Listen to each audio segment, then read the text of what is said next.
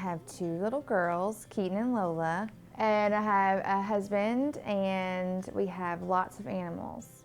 I've always been interested in photography. My father had his own darkroom when I was little, so I kind of grew up with his hobby. And then after I had my first child, Keaton, I started taking more pictures of her. And then my friends kept asking me to take pictures of their kids, and then it kind of dawned on me that I was good at what I was doing. So I decided 7 years ago to go professional and started doing a lot of weddings and other kids and stuff. Like most photographers, I started out doing just about everything. So I did loads of weddings, newborns, kids, family, 1 boudoir session.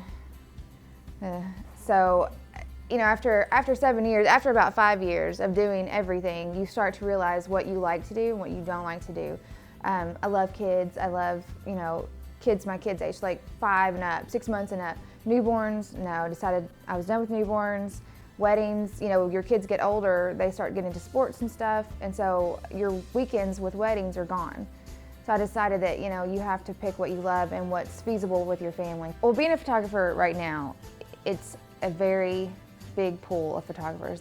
You can be a photographer, just be like, hey, today I'm gonna be a photographer. And I see that, and differentiating yourself from everybody else is huge right now. And I think that everybody can be a photographer, but can you last?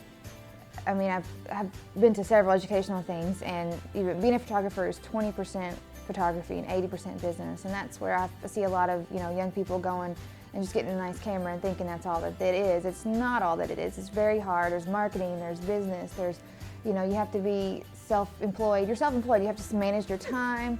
So that's the hardest thing is just managing yourself, managing your time. Because when you come home, your job's not done. You still have to edit. You still have to process everything, put it online, talk to your clients, customer service. Website is super important. And I see a lot of people just doing Facebook pages. And that's great, but your website shows your clients who you are. If you go to my website, it is how I shoot. It's fun, it's playful, it's very colorful. I try to do something for myself that nobody's paying me for. It's totally something in my head. And there are a lot of classes that you can take online that will kind of pull that, because it gets boring and monotonous sometimes. I mean, I'm doing the same things, and like I was looking on Pinterest the other day for more family poses because I get bored. Really work on the business side of it. If you do want to do it for a business, if you're not going to work for somebody else, know that it's your responsibility to run it as a business. The IRS does not care how creative you are. They want their money. Run it as a business. Think of it. If you don't want to do it like that, get some help. That's a huge thing right there. Is just really focus on your marketing. Marketing's huge too. You're going to know your camera, but you're going to know you're creative, but you've got to know your business. You just have to. Check out Brook Hollis Photography. Check out Brook Hollis